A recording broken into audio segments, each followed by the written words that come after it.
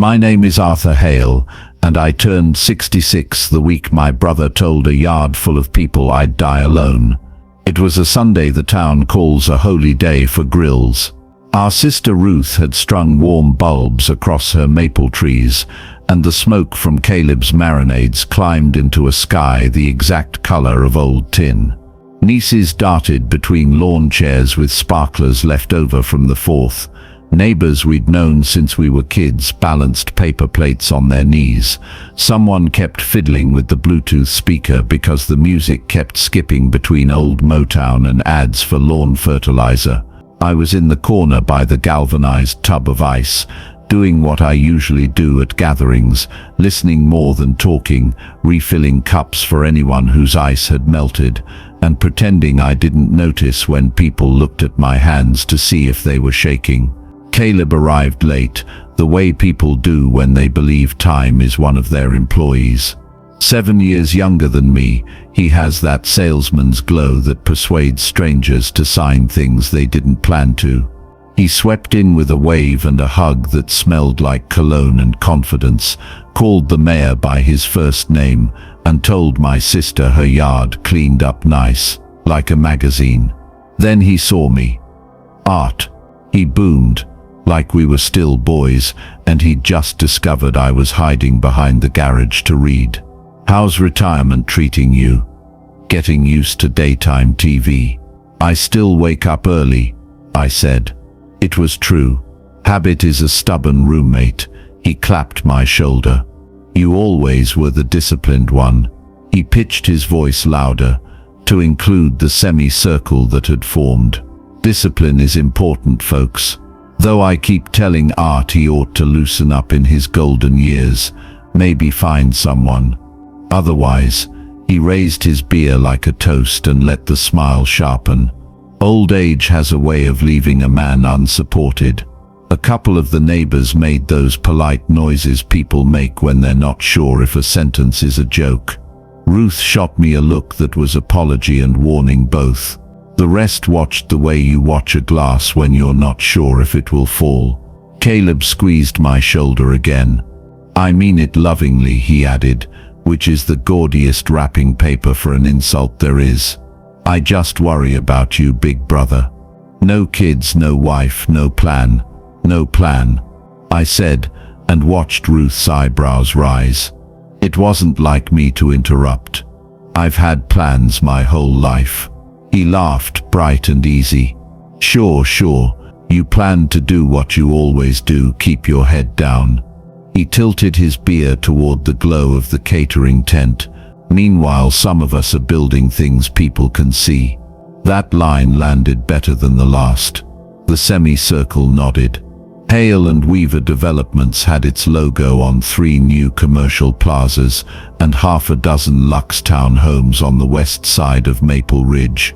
The glossy magazine on the barber's counter last week had a photo of Caleb standing on a concrete slab, hard hat tipped back, sun answering his smile with a glare of its own. The blurb called him the engine of the county's next chapter. I'd clipped it and tucked it in the drawer where I keep other clippings, birth announcements, obituaries, and the receipt from Dad's first tool set.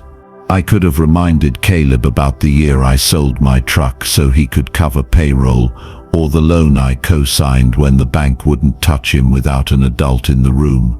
I could have mentioned the nights I sat at our mother's kitchen table with a ledger and a headache, trying to keep the numbers from drowning the little carpentry shop our father left us when a heart attack took him mid-sentence. I could have said a lot of things. Instead, I put another handful of ice into a neighbor's cup and asked my sister if she needed help bringing out the cornbread. "Leave it," Ruth said under her breath while we stood in the kitchen. Her voice has the soft rasp of a worn bow on old strings. "He's full of himself today." "Today," I said, and she almost smiled. From the porch, Caleb's voice carried back through the screen door, telling a story about a big investor from the city, a bigger project near the highway, and a number so round and glossy you could skate on it. I set the cornbread on the counter and felt for the weight of the pocket notebook I carry, the one with a rubber band keeping it from falling open. Some men use phones for everything. I trust ink. When I left, it was the kind of early departure you can cover with a joke about beating traffic on a Sunday night. The truth was, I needed my own quiet chair and the old radio that lives on my kitchen counter, the one you have to coax between stations with a patient thumb.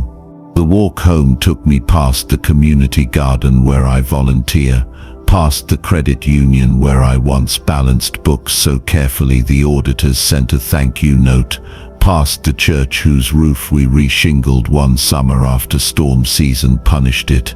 Every corner had a name attached in my head. Marta at the credit union, Reverend Dent at St. Paul's Says, Denise Rhodes at County Procurement, Earl Mancini at the lumber yard, names you pick up over decades of showing up and not asking for your picture in the paper. My house is not big. It's sturdy. The porch boards complain exactly where they should. Inside, the clock by the stove clicks like a patient creature. I set the radio low and sat with my notebook open to a fresh page, and I wrote down the sentence as I heard it. Old age has a way of leaving a man unsupported. Words have weight, but they also have seams. That sentence, lifted and held to the light, showed me its lazy seam. It assumes that support is a thing other people give you. At 66, I've learned the kind that lasts is the kind you build into the joists of a life. Some of it is money, yes. Most of it is the bricks no one sees, a reputation for paying on time, a habit of calling people back, a memory for who showed up with a hammer when someone else's roof was leaking at midnight in January. The radio crackled and found a song Dad used to whistle when he sharpened chisels. I pictured his hands, the crescent moons of sawdust that lived in his fingerprints, the way he trusted wood to tell him what it wanted to be if he paid attention. When he died, the shop became mine by default and Caleb's by ambition. We lasted 2 years together before ambition decided the shop was too small. He went after hotels. I kept the ledgers and the promises. You can love a person and still not like what they become. You can love a brother and decide not to be present for his performance. That night, I let the performance echo out until it became a dull hum. Then I opened the drawer where I keep clippings and put Caleb's glossy magazine beside Dad's tool receipt. Next to them, I laid a business card I hadn't looked at in months, the cardstock thick enough to feel like a choice. Denise Rhodes, Director of County Procurement. I had met her in that garden, both of us on our knees persuading stubborn weeds to surrender. I didn't dial anyone. Not yet. A single phone call has power only when you've earned the right for someone to pick up on the first ring. That right isn't granted at barbecues or in ribbon-cutting photos.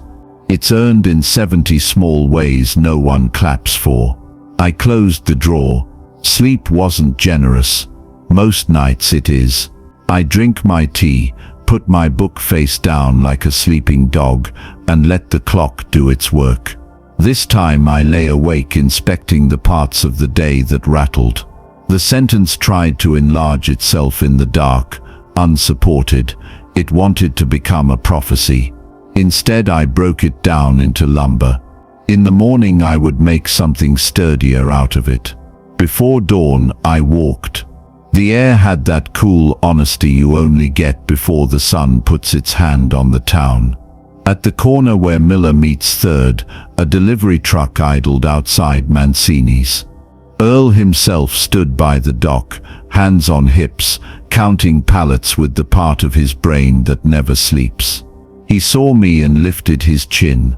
"You're up early, Art." "Habit," I said. "And you're up because business never is down." He grinned. "Not if I can help it." We talked like men who know that most arrangements are simple if you keep them that way. He mentioned a rumor, The kind that scurries under doors, that a certain developer had stretched himself thin on credit, betting the next contract would float the last. I didn't ask who. You can tell the shape of a rumor by the way it walks. This one walked like my brother's perfect posture. When I got home, the town was waking. School buses yawned, sprinklers stitched the same arcs they stitched yesterday. The clock by the stove clicked on. Brave and small, I took my notebook and wrote 3 lines. Don't answer insults. Build proof. Keep faith with the quiet people. When it's time, make one call. I put my pen down and let the morning settle. Somewhere across town, Caleb would be opening a door with his name on it and telling someone to bring him coffee. He would lean back in his chair and rehearse the future out loud in a room that nodded. He would not think of the sentence he had left for me to carry home, or of the way sentences can turn into tools in the right hands. He did not know, how could he, that a life like mine, laced with small hinges and patient screws, can swing open in a second. He did not know that old age, if you've built it right, is less a burden than a blueprint. He did not know that support can look, from the outside, like silence. He would learn. And when he did, he would learn it the way we learned everything in Dad's shop, by the feel of it, by the grain, by the sound a board makes when you finally join it to something that will hold. I was born in a house where work was louder than words. My father, John Hale, believed in timber more than talk. He could walk into a half-finished frame, run his palm across the studs, and tell you whether the man who cut them was in a hurry or in love. He died at 54, in the middle of telling me to hold the ladder steady. I remember because my hands were still on the rung when he fell, and I kept holding even after the world went quiet. That was 40 years ago. Since then, I have carried the shop he left behind like a lantern no one else wanted to keep lit. Caleb, my younger brother, had different ambitions. At 17, he already wore shirts too bright for sawdust. While I sanded planks until their edges softened, Caleb was sketching hotels in his notebooks, towers rising like glass prayers. He used to laugh at me for clinging to what he called Dad's little shed. But the shed had history, and history needs a caretaker. I became that man. While Caleb was chasing degrees, I was making sure the mortgage didn't swallow our mother's porch. While he drove used sports cars bought on credit, I paid the utility bills in nickels some months, dollars others. When our mother grew frail, it was my back bent over her garden, my hands making soup in the winters. Caleb visited with expensive wine and quick hugs, then drove back to the city lights. None of this ever bothered me. Not at first. Sacrifice, if you choose it, doesn't taste bitter. There is a satisfaction in keeping a roof steady during storms, in keeping promises when no one else bothers. For years I told myself we simply had different callings. Caleb was meant for the skyline. I was meant for the joists beneath it. I remember one winter when his first development nearly collapsed. Contractors threatened to walk out. Investors were calling their money back, and Caleb called me in a panic. He was 28, and the shine of ambition had dulled under sweat. I drove across 2 counties in a truck that coughed like an old dog, carrying with me every cent I had saved. I mortgaged my own house, the house our father had built, so Caleb's payroll could clear. "You'll get it back," he promised, his eyes slick with desperation. "I'll make sure of it." I never asked for repayment. That's not how older brothers think. In my mind, family meant you carried the weight until the one behind you could stand. That loan never returned, but Caleb's company survived. Soon magazines began printing his face, calling him the next visionary of the region. He smiled out from glossy covers while I tightened bolts on church pews and helped neighbors fix porches for free. There were moments though when Ruth caught me staring too long at those clippings. "Arthur," she said once while folding laundry in my kitchen, "you gave him wings, but don't let him tell you you're not the ground he stood on." I nodded, though I never repeated her words to Caleb. The years passed. I stayed in Maple Ridge, watching seasons rotate like familiar records. Caleb built towers and wore suits that cost more than my month's groceries. The distance between us grew, not miles but measures of respect. He began to treat me as a relic of another era, a reminder of the father we lost and the simplicity he wanted to forget. Still, I remained loyal. When people asked why I never married, I told them life has its own blueprints. Truthfully, I had offers once, women kind enough to see past the grease on my hands, but I chose responsibility over companionship. Someone had to hold the family's core. Someone had to keep the shed's lights burning even if no one else walked through its doors. And so my sacrifice became invisible. Caleb's name shone on billboards while mine lived only on receipts and utility bills. The town began to treat him as the Hale who mattered, and me as the brother who kept busy with errands. But sacrifice has a strange way of storing interest, the kind no bank can measure. Each roof repaired, each ledger balanced, each neighbor who owed me a quiet favor, they were deposits in an account no one noticed. One day I knew there would come a withdrawal, and when it did, Caleb would learn that the man he dismissed as unsupported had built his life on beams no storm could break. There is a moment in every family when the balance tips. For me, it happened on a grey afternoon in the church fellowship hall. Ruth had organized a luncheon to celebrate Mother's old friend, Mrs. Donovan, who was moving into assisted living. Long tables were set with checkered cloths, casseroles lined the counter, and the old piano in the corner carried faint echoes of hymns. I arrived early, as I usually did, to help Ruth set up the folding chairs. She asked me to move the heavier trays, and I didn't mind. My knees complained, but service has its own medicine. By the time Caleb strolled in, 30 minutes late of course, the room was already humming with conversation. He wore a tailored navy suit that looked borrowed from a stockbroker's closet, and his watch flashed under the fluorescent lights. "Arthur," he said, with that breezy tone that makes admiration sound like pity, "you still doing the heavy lifting? I see. Some things never change." I smiled without teeth. Someone has to. But Caleb wasn't interested in banter with me. He drifted to the crowd, shaking hands like a politician, telling anyone who'd listen about his new development near the interstate. I caught bits of it, square footage, profit margins, investors from out of town. People nodded, impressed, their eyes wide, as if he were describing a miracle. Then came the moment. One of the church deacons, a kindly man named Paul, asked, "So, Caleb, what about your brother? Arthur's always been steady, hasn't he?" Caleb laughed. Not kindly, the kind of laugh that cuts. "Arthur? Oh, he's fine. Keeps himself busy. Fixing fences, keeping old ledgers. But let's be honest, he's retired, in every sense." He looked at me directly, and then around at the group. "The truth is, Paul, he doesn't have anyone to fall back on. No wife, no kids.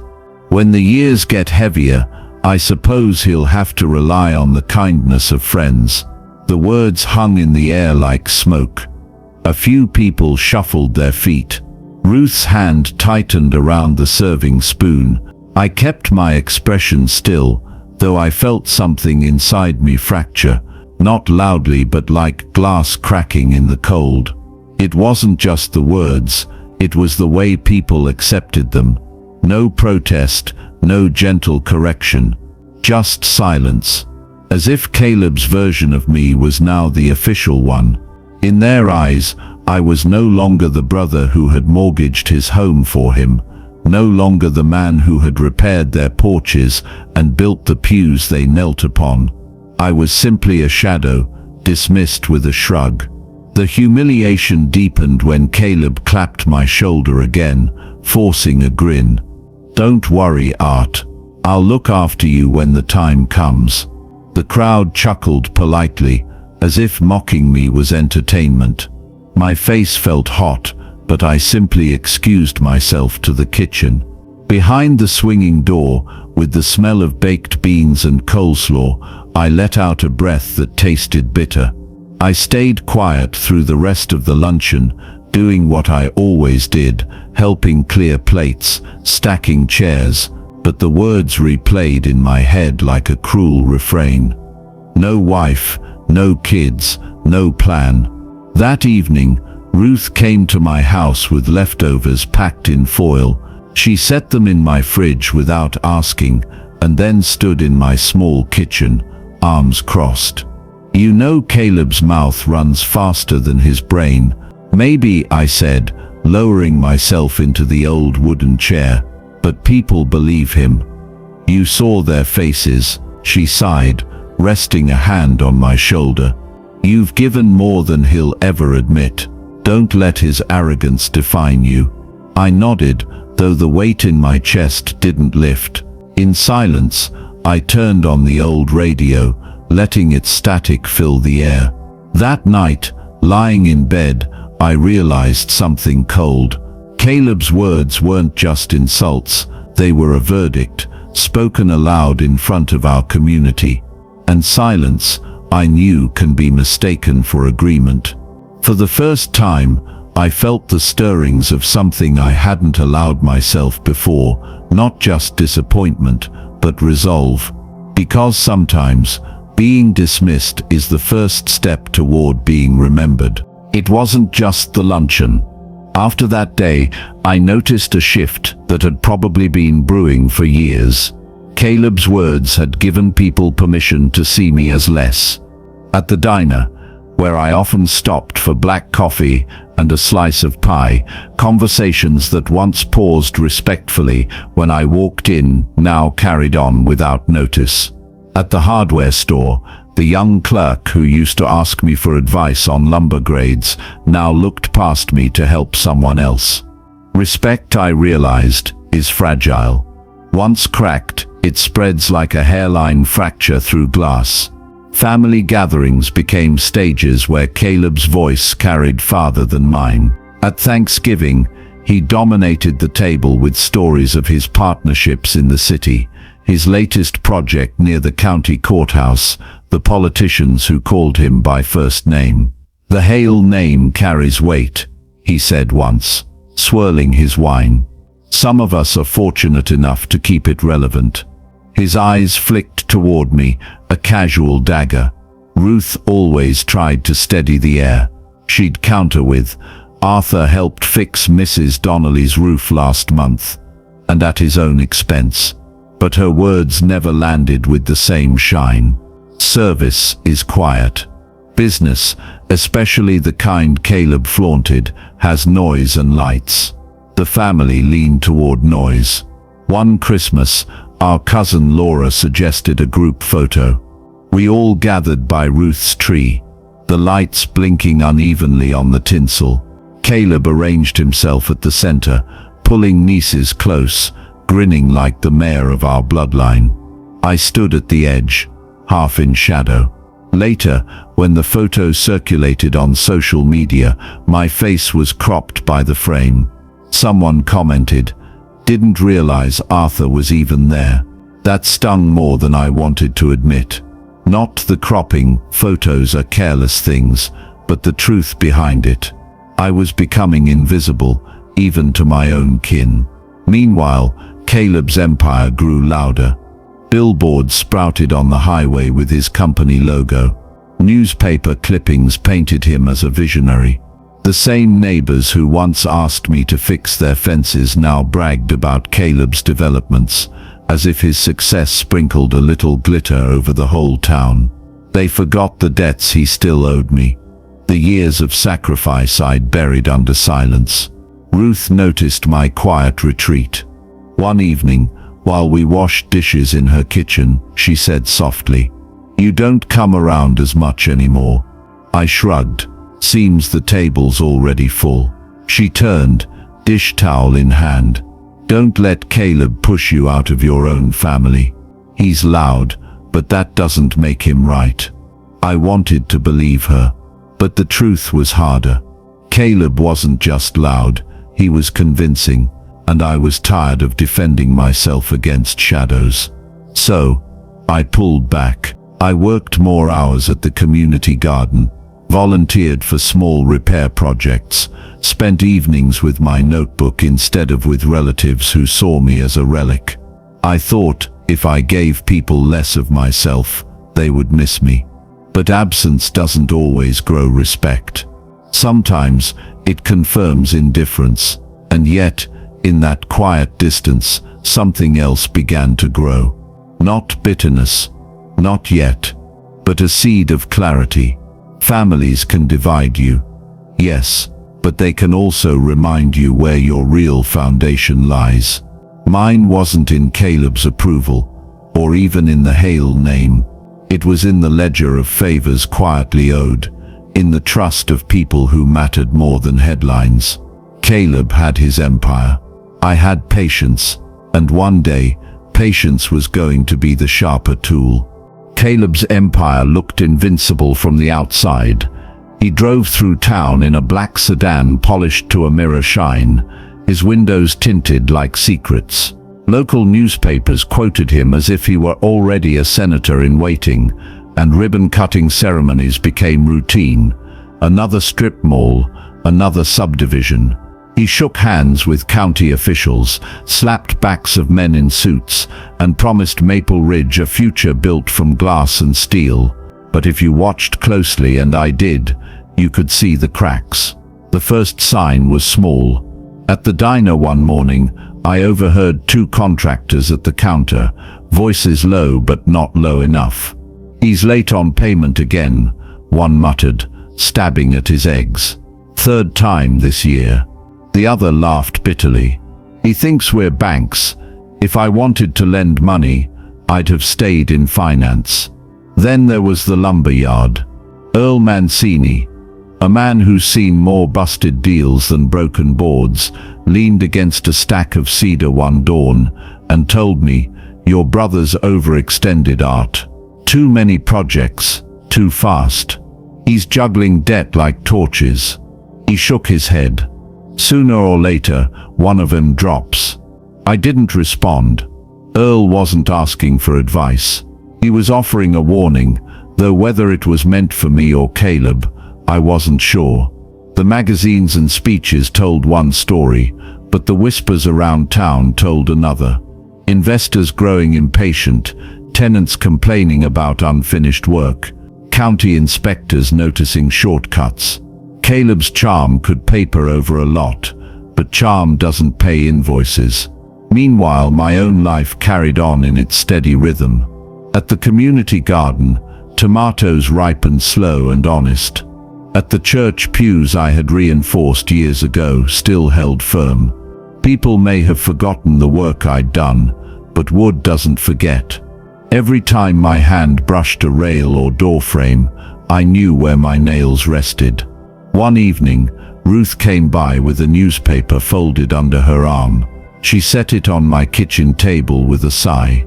The headline read, "Hale Development Faces Lawsuit Over Delayed Project." Caleb's photo was still there, smiling, but the article beneath it was less flattering. "Have you talked to him?" she asked. "No," I said, pouring her tea. "Maybe you should." I shook my head. He wouldn't listen. Ruth studied me for a moment. "You don't sound surprised." "I'm not."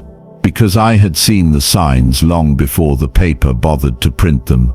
I had watched Caleb trade caution for speed, trust for spectacle. I had watched him build towers on soil that shifted under his feet, and I knew something else too, something Ruth didn't yet see. When empires fall, they don't fall quietly. They take everything within reach, and standing just outside the blast zone, I realized for once I might not be the one left unsupported. For once Caleb might be the one who needed to borrow strength. And if that day came, I already knew what it would cost him. The storm broke, not in the boardroom or courthouse, but at Ruth's own dinner table. She'd invited us both, hoping maybe a family meal could smooth the sharp edges. Her kitchen smelled of roast chicken and thyme, the kind of scent that clings to memory more than furniture. Candles flickered low, catching the silver threads in her hair. I arrived early, as always, and set the plates while Ruth fussed over the gravy. Caleb came last, sweeping in with that same late charm, a new silk tie knotted just right. He kissed Ruth's cheek, patted my shoulder like I was one of his employees, and settled into the chair at the head of the table, as if the seat belonged to him by birthright. At first, it was polite. Ruth asked about his projects. He painted the picture grand. "We've got investors from Chicago," he said, carving into the chicken before she even offered. "A hotel near the interstate, condos with river views. It's going to put Maple Ridge on the map." "On the map for what?" I asked quietly. Caleb smirked. "For progress, Art. For moving past old barns and rusted fences." The words were aimed squarely at me, though Ruth tried to redirect. "Arthur's been keeping busy too. He's helped the church with repairs, and the community garden looks beautiful this year." "Sure," Caleb said, his tone dripping with condescension. "Arthur's good with hobbies. But come on, Ruth. Let's be honest. What's he really leaving behind? No family, no legacy. At some point, patching pews and pulling weeds won't matter. You can't eat respect, and you can't cash in favors at a bank." His fork clinked against his plate, and he leaned back, satisfied with the blow. I felt Ruth's eyes on me, waiting for me to fight back, but I didn't. Not yet. I set my napkin down, folded it once, twice, until it was a small square in my hand. Caleb wasn't done. He raised his glass, looking at me over the rim. "Truth is, brother, when the years finally catch up to you, you'll wish you had built something bigger, something that lasted." I finally met his gaze. "Something bigger," I said slowly, "isn't always stronger." He laughed, sharp and dismissive. "That's what men say when they've got nothing to show." The air turned heavy. Even Ruth's hands trembled as she passed the breadbasket. I could see her wishing the evening back into the oven, wishing she had never set this table at all. I stayed silent through the rest of the meal, letting Caleb fill the space with his booming voice. Every boast, every dismissal was another nail he hammered into the coffin of his own arrogance. But as I drove home later that night, the quiet of the road spoke louder than his jeers. Headlights stretched across the dark, and I realized Caleb's empire wasn't just cracking financially, it was cracking morally. His arrogance had made him blind, careless, and the day would come soon when that blindness would cost him everything. When it did, I would be ready, not with bitterness, but with a phone call, one he would never forget. After that dinner, something in me settled. Not anger exactly. It was calmer than that, quieter, like the weight of a tool you know will be useful when the time comes. Caleb thought he had buried me beneath mockery, but all he'd really done was remind me how patience works. Patience is a carpenter's gift. You measure twice, you wait for the wood to acclimate before you cut, you let the glue cure before adding weight. Life isn't so different.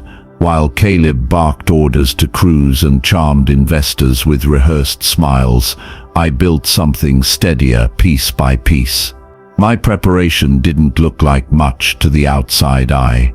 No ribbon cuttings, no glossy photographs, just quiet visits and long conversations. A handshake at the credit union with Denise Rhodes, who remembered the year I balanced the county's books when no one else could. Coffee at the diner with Earl Mancini, who never forgot that I once drove through a snowstorm to help unload lumber when his workers were stranded. A Saturday afternoon repairing the fence at Reverend Dent's parsonage, the same man who later sat on the zoning board. None of it was loud, none of it looked like empire building, but it was a different kind. I kept notes the way I always had, in my small leather-bound notebook. Not debts owed, but trust earned. Each line a reminder that the account of loyalty was still there waiting. People often think influence is measured in dollars. I knew better. True influence is when people answer your call not because of what you pay them, but because of what you've already given. Meanwhile, the whispers about Caleb grew louder. Contractors grumbled at the lumber yard. Bankers frowned behind polished desks. Even Ruth admitted one night, over tea at my kitchen table, he's burning through favors faster than he can collect them. She shook her head. Arthur, I don't know how long he can keep this going. I only nodded. I didn't need to say that I already knew, because I had seen this story before. Men who mistake noise for strength, speed for progress. They rise like scaffolding, impressive from afar. But scaffolding isn't meant to last. It's temporary. When it collapses fast. And so I waited. I worked. I showed up where I was needed.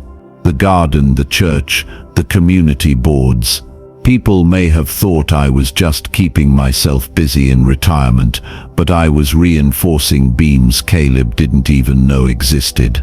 One evening, as the sun dropped behind the ridge, I stood on my porch and listened to the quiet tick of the clock inside. Caleb's empire was flashing its lights across town, but lights can't hold up a roof. I closed my notebook with a firm snap. When the moment came, I would not need to raise my voice. I would only need to dial one number, and the silence that followed would be louder than all of Caleb's boasting combined. The first real tremor came in the form of a headline: Investors withdraw from Hale Development Project. It was printed in the county paper, tucked under a photo of Caleb looking confident, but the article told a different story. Delays, cost overruns, whispers of unpaid subcontractors. The words were cautious, polite, but anyone who knew the language of finance could see the truth. The scaffolding was starting to sway. I saw Caleb the day after the article ran. He was outside the cafe, phone pressed to his ear, pacing like a man whose shoes were on fire. His tie was loose, his voice sharp enough to cut glass. I told you the cash is coming. Don't threaten me with court. You'll get paid. He caught sight of me as I walked past, gave a tight smile that was more grimace than greeting, and turned away. By then, more signs were everywhere. Trucks idled at his half-finished job sites, workers leaning on their shovels with no orders to follow. Earl at the lumber yard told me straight, "Your brother owes half this county, Art. Creditors are circling." He didn't say it with malice, just the resigned tone of a man who'd seen too many hotshots burn too fast. At Ruth's, the air grew heavier each time his name came up. One evening she set down her teacup with a tremor in her hand. "Arthur, he hasn't been by in weeks. I call, he doesn't answer. Do you think he's all right?" "He's not," I said quietly. But Caleb would rather break than bend, and break he did. Within weeks, lawsuits piled like kindling. A bank repossessed one of his flashy trucks. The newspaper printed another story, this time less polite. Hale development facing collapse. His smile no longer graced the photo. Instead, it was a shot of an empty construction site, weeds growing through rebar. Neighbors who once bragged about knowing him now muttered about being cheated. Contractors spoke openly at the diner about taking him to court. The county board whispered about revoking permits. The empire that had seemed so untouchable was collapsing like wet cardboard. I watched it all in silence. Not with joy, schadenfreude is a shallow drink, but with the calm of a man who has seen storms before. Caleb had built his house on sand, and the tide was rolling in. Then came the day I had expected. It was late afternoon when my phone rang, a number I knew by heart but rarely saw light up my screen. I let it ring twice before answering. Art? Caleb's voice was raw, stripped of its salesman polish. I need your help. The words hung there, fragile, almost ashamed. For a moment I thought about all the years, all the insults, all the times he had painted me as nothing more than a relic. Then I said, "What kind of help?" His reply was hoarse. "One call. You know people who still respect you. I need a bridge before everything goes under." I looked at the clock by the stove. Its steady tick was the only sound in the room. The time had come. The one call he begged for would be mine to make. And Caleb would finally learn that silence, when carried long enough, becomes power. 2 days after that call, Caleb showed up at my door. Not the way he used to, swaggering, sunglasses on, car idling out front like a trophy. This time, he drove an old sedan that rattled when it stopped. His suit looked wrinkled, his tie loose, and for the first time in decades, he knocked instead of barging in. When I opened the door, he tried to summon that old grin, but it faltered halfway. "Arthur," he said, his voice low, "can we talk?" I stepped aside without a word. He entered slowly, scanning the modest kitchen, as if seeing it for the first time. The clock by the stove ticked in steady defiance. He sat at the table where I'd balanced our father's ledgers all those years ago. How strange, I thought, that everything circles back to this table. For a long moment, neither of us spoke. Finally, he let out a heavy breath. "It's bad, Art. Worse than I told you. Investors are gone. The banks won't extend another line. Contractors are threatening to sue. If one more deal collapses, I'm finished." I poured him coffee. He wrapped his hands around the cup, like a man freezing. "You always did drink it black," he muttered, trying for small talk. But his eyes betrayed him, red-rimmed, hollow. Then came the confession. "I thought I could build something bigger than this town, bigger than you, bigger than..." He stopped, swallowed hard.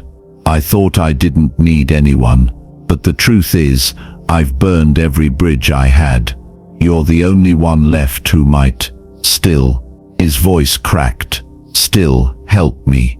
The words should have felt like triumph. For years, he had called me relic, burden, forgotten. Now here he was, begging at the same table where he once mocked me.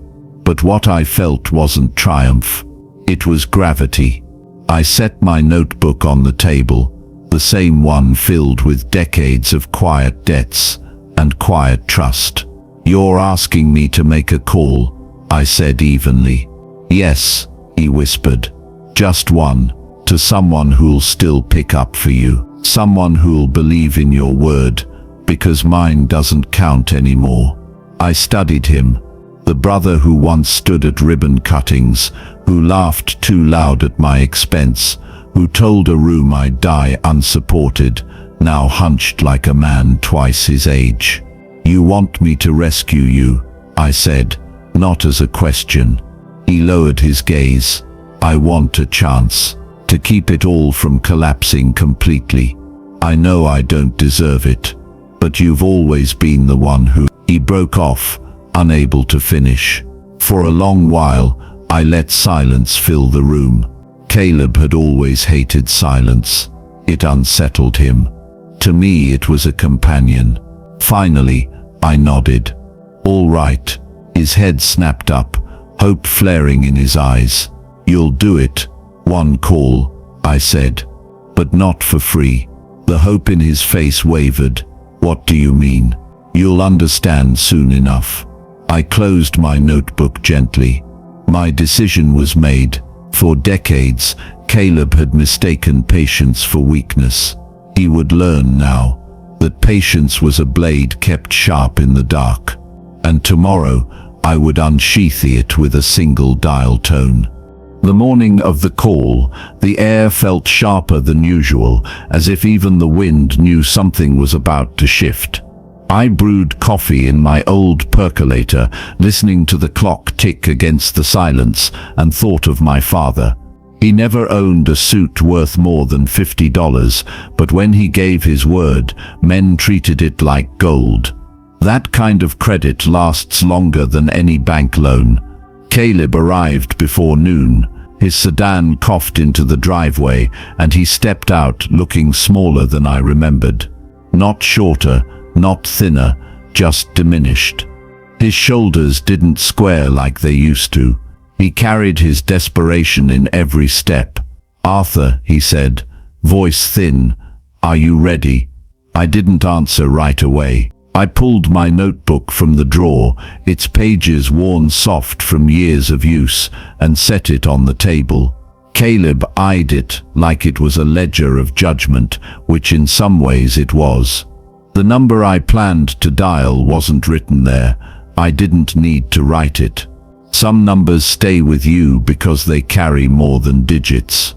Denise Rhodes, Director of County Procurement, a woman who'd spent her career cutting through bluster and remembering who showed up when no one else did. Years ago, when the county's budget had nearly collapsed, I had stayed up 3 nights straight, helping her balance impossible columns until the red ink bled back to black. She'd never forgotten. I picked up the phone and dialed. Caleb's eyes followed every move, like a drowning man watching a lifeboat lower into the water. "Denise," I said when she answered, her voice brisk but warm. "It's Arthur Hale." "Arthur." Her tone brightened. "Haven't heard from you in a while. Still keeping the whole town running?" I allowed myself a smile. "Trying to." Then, after a pause, "I hear you've got a project needing a reliable contractor. Someone who can steady things. I know a man who can help, if the county's willing to reconsider where the contract lands." There was a silence on the line, not unfriendly, just calculating. "Arthur, if you're vouching for him, that means something." "Who are we talking about?" "My brother," I said simply. Caleb's face flushed, a mix of relief and shame. He bowed his head as though the floor might swallow him. Denise exhaled slowly. "Arthur, for you I'll take the meeting, but only because it's your word, not his." "Fair enough," I replied. "You'll have my word he won't waste it again." We ended the call with a promise to meet the next day.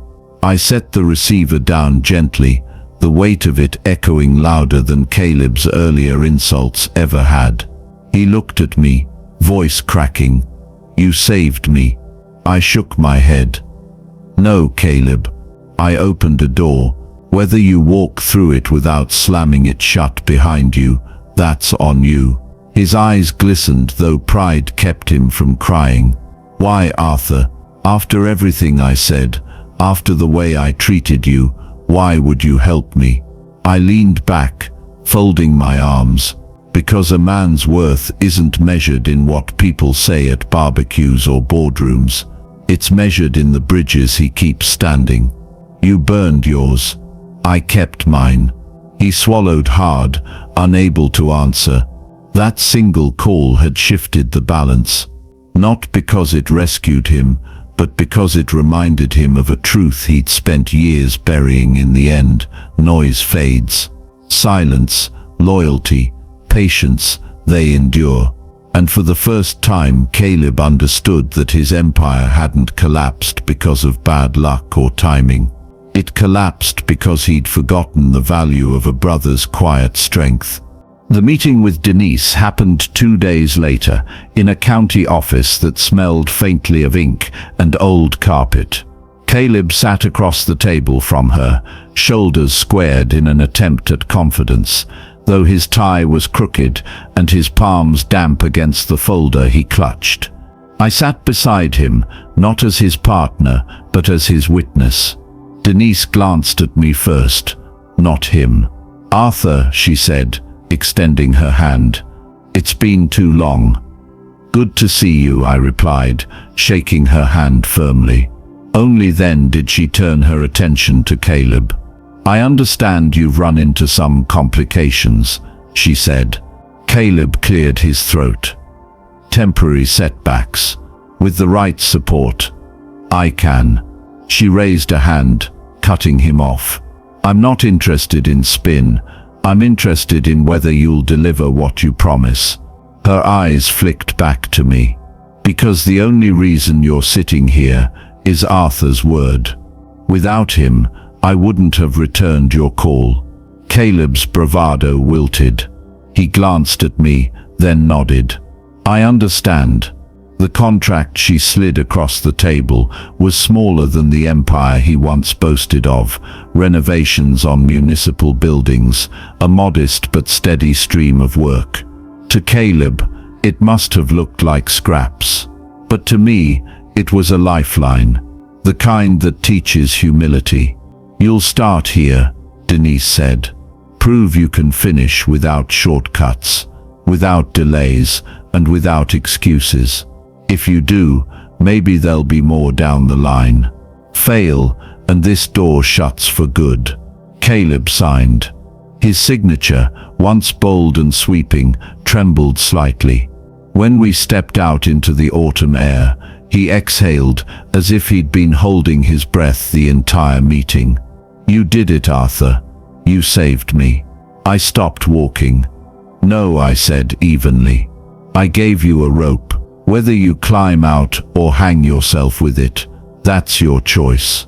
He flinched at the bluntness, but didn't argue. For the first time, the great Caleb Hale had no retort. Word spread quickly in town. People who once whispered about his downfall now whispered about his brother's intervention. At the diner, Earl clapped me on the shoulder. "He ought to be thanking you every day. We all know who pulled him out of the fire." At church, Reverend Dent nodded at me with quiet respect. Even the clerk at the hardware store, the one who had started ignoring me, asked my opinion again about lumber grades.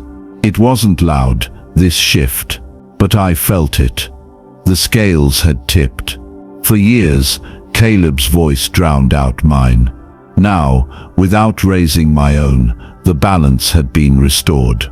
At Ruth's table, the following Sunday, the difference was clear. Caleb arrived early for once, subdued, and when the conversation turned toward business, he didn't dominate. He glanced at me instead, waiting, as if my silence carried more weight than his words ever had.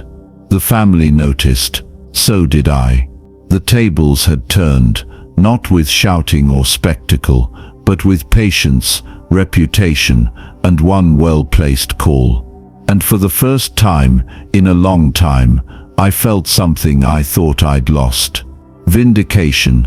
Caleb never said it aloud, but I could see the change in him every time we crossed paths. The man who once strutted into rooms like he owned the air now entered cautiously, measuring his tone, watching his words. At Ruth's suppers, he'd defer to me when conversation shifted toward business or the town's future. To the family, it must have seemed subtle, a softening, perhaps even humility, but to me, it was something deeper. He had learned the cost of arrogance. One evening, a few weeks after Denise's contract began, he came by my house again. This time, he didn't arrive in a shiny car or even the sedan he had once limped in. He came on foot, carrying a ledger under his arm. His knock was softer too, like a student entering a classroom. "Arthur," he said, stepping into the kitchen, "I need your help with the numbers." I raised an eyebrow. Caleb asking for help with numbers was like a rooster admitting dawn wasn't his doing. He set the ledger on the table and slid it toward me. Inside, the handwriting was messy, the figures scattered, evidence of a man who built too fast and never paused to measure. I pulled my glasses from my pocket and studied the pages. "You're running lean," I said. "If you want this to last, you'll have to change your habits." He leaned forward, his voice unsteady. "I know, that's why I'm here. You were always steady, Art. I see that now. I used to think your quiet meant weakness, but it's the only reason I'm not ruined." The words landed heavier than any apology. Not perfect, not polished, but real. I closed the ledger and looked him in the eye. "Silence isn't weakness, Caleb. It's where strength learns to breathe." He nodded, swallowing hard. For once, there was no retort, no joke to soften the lesson, just the truth sitting between us like a nailed beam, solid, immovable. From then on, he showed up more often, sometimes with questions, sometimes just to sit in the chair across from me while I worked through his numbers. He wasn't broken, not entirely. Ambition still burned in him, but it was tempered now, quieter, shaped by consequence. Around town, people began to notice the change. At the diner, instead of boasting, he listened. At church, instead of commanding attention, he bowed his head with the rest. And when folks whispered about his turnaround, they always added the same line. Arthur kept him afloat. It wasn't revenge in the loud sense, no fireworks, no collapse in front of a crowd. It was quieter, sharper, the kind of justice that doesn't need applause because it reshapes the air itself. Caleb had mocked me once, saying old age leaves a man unsupported. Now he understood. My silence had been my scaffold, and without it, he would have fallen long before the storm came. Winter settled over Maple Ridge like a heavy quilt, softening the edges of roofs and fences. For me, it brought a kind of stillness I hadn't felt in years. The town that once looked past me now nodded in recognition. At the diner, folks pulled out chairs at their tables, asking me to sit. At the hardware store, the young clerk sought my advice again, listening as though every word mattered. Even the deacons at church invited me to speak at a meeting about renovations. Respect had returned, not with a parade, but with quiet steadiness, the way snow covers a field. Caleb, meanwhile, worked under the new contract like a man serving a sentence. The county projects weren't glamorous, repairs on government offices, refurbishing libraries, but they kept his business breathing. And every week, without fail, he came to me with ledgers. We'd sit at my kitchen table, the same one he once mocked, and go over numbers until his shoulders dropped from their stiff tension. One evening, Ruth stopped by while Caleb and I were bent over the books. She set down a casserole and leaned against the counter, watching us. "It's funny," she said softly. "All these years, I worried you two would never see eye to eye. And now," she let the sentence hang. Caleb glanced up at her, then at me. "It's not that I see eye to eye," he admitted. "It's that I finally see him for what he is." His voice cracked slightly. "The one holding me up, even when I didn't deserve it." Those words might have meant more to me than any apology.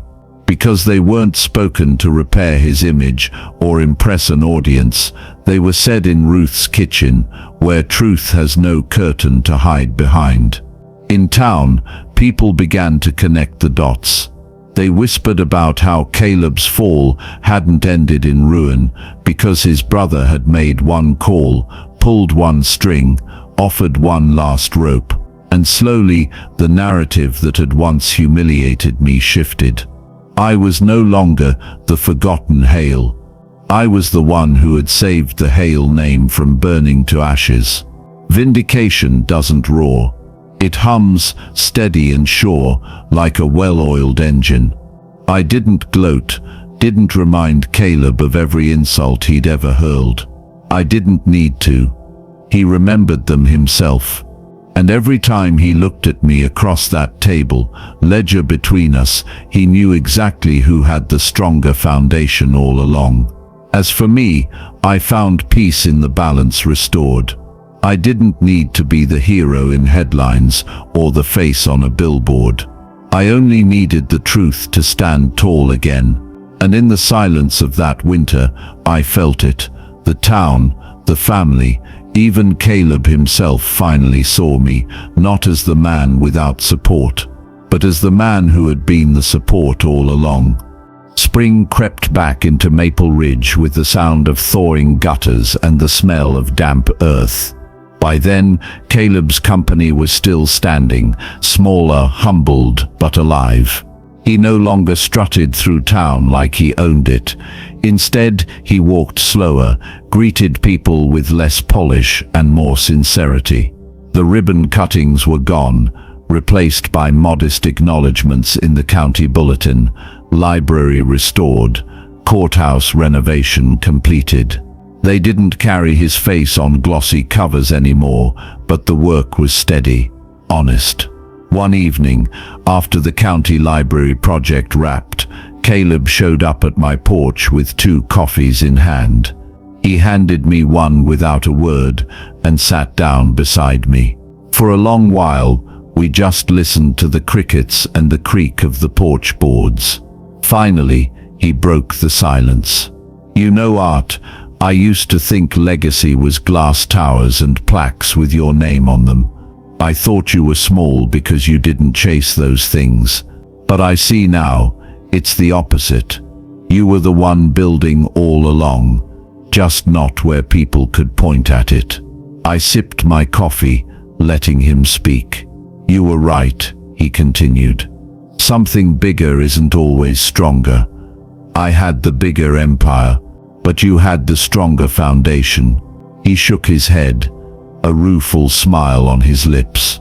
"And when mine crumbled, you were the only one left standing." I didn't respond with victory. I simply nodded, because some lessons don't need words, they need time to sink in. Later that week, at Ruth's Sunday table, I noticed the change in the family too. When we bowed our heads for grace, Caleb's voice didn't dominate. When conversations turned, they asked me for thoughts first. Respect, once chipped away, had been quietly restored brick by brick. That night, back home, I opened my old notebook one last time. Inside, the pages were filled with names, debts of kindness, records of trust built over decades. I slid it into the drawer, but not before adding one final line at the bottom. Support isn't given, it's built. And I was never unsupported. I closed the drawer gently, listening to the familiar tick of the clock by the stove.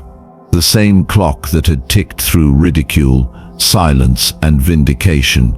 Its steady rhythm had always been my reminder. Patience carries its own reward. Caleb had once told a crowd that old age would leave me with nothing.